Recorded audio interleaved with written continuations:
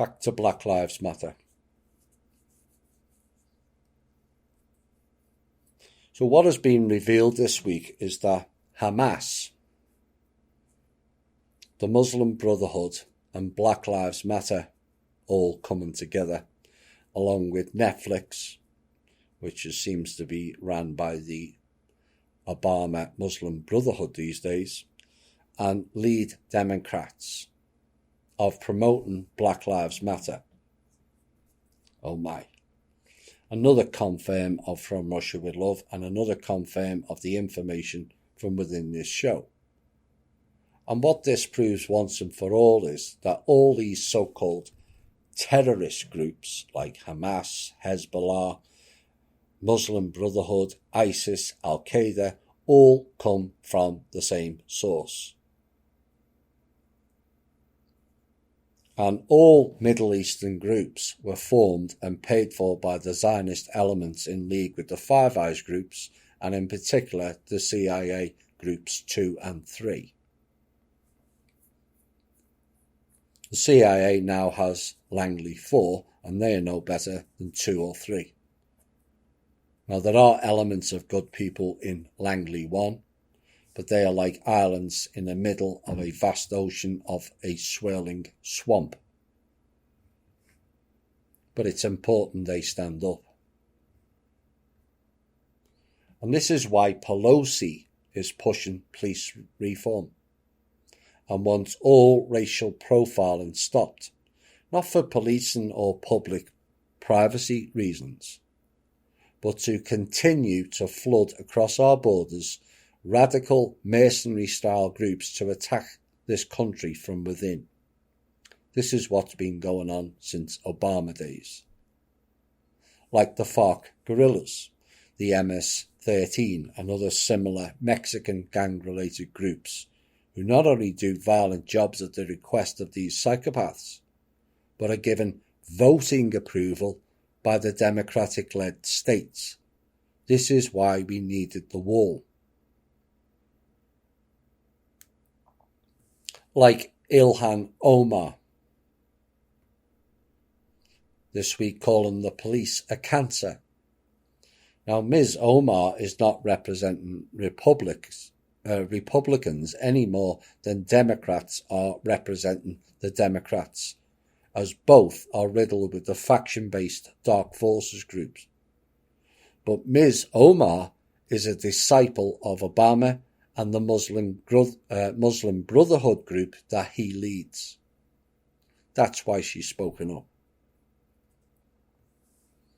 And he, Obama, was responsible for the porous borders to allow those mercenary-style groups into this country.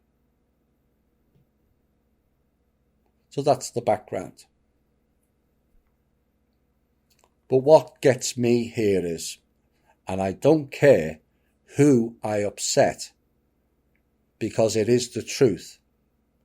The term Black Lives Matter is an outright racist term. Nothing more and nothing less. And people can whine and be petty all they like, but it is true to any common sense and thinking person.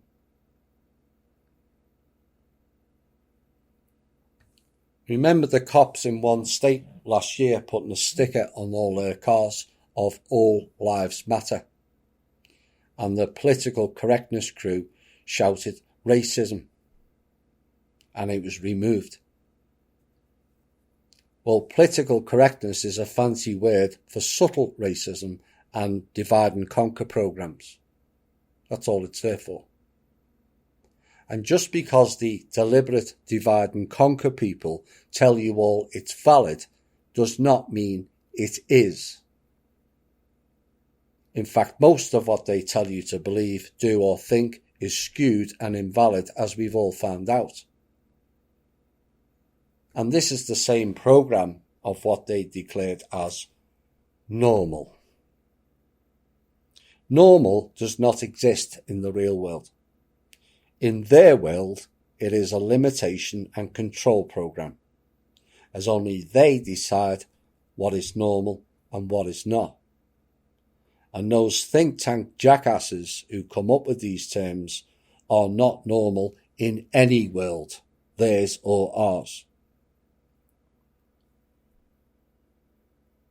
Well, the original normal has ran its course, and that's largely in part because of the alt media. And so they've declared a new normal, which essentially means being an enslaved jackass. But look at the word normal. It's a double negative. And that should alert you to its intentions. Nor and mal is double negative. Now, Black Lives Matter have raked in $100 million in donations, we are told, in the past month. That is money laundering at its core. Because if Black lives really matter, why haven't they solved the near $1 billion in food crisis, $2.3 billion with no toilet, $1.3 billion with no electricity, and near $2 billion with no homes, the majority of which are black or brown? It's near 40 years since Live Aid, when the vacuous cretins known as stars all came out to the public presenting themselves as humanitarian, when it was all just another publicity stunt to sell more of their wares and boost their egos. Fact. Because if it wasn't, why hasn't a single African country improved since? In fact, most are now worse. So don't tell me about Black Lives Matter, because clearly they don't.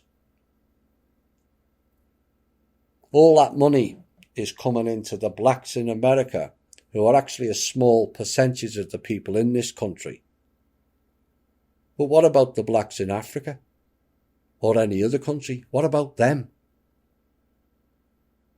And no, I was being sarcastic about the money coming into black Americans, because the chances of a black American getting anywhere near that money, apart from the clowns who are running programs at the top of Black Lives Matter, are zero. Just like the Jewish Holocaust money, not a single cent of it goes to the people it was designed for. Otherwise, you wouldn't have a whole plethora of poverty-stricken Jews in New York alone. But do you really think these groups and elites care one iota for the black people? Well, do you? You are bordering on criminally insane if you are, and I'm sorry, but they're the facts. No one has cared within the system, old or otherwise, for any colour. No one cares for the native or the tribal people. No one cares for the yellow or brown people. No one cares for the poverty-stricken Jewish sub-grey group either, known in modern-day terms as Jews. And no one cares or is paying any attention to the chronic loss of white people in our own lifetime. And these are the true hard facts. But it's not just the system who doesn't care enough for all colours either. From opposite colours to the same colour. We've not cared enough either. We, us. And we can't keep pointing at clowns and pointing at them when we are part of the problem of not coming together. That's the issue. That facilitates the jackass think tank groups to make the gap between the colours wider. So no, I will not be supporting the racist term Black Lives Matter, because all lives matter. And the sooner all colours recognise that and come together, they will always play us like pawns.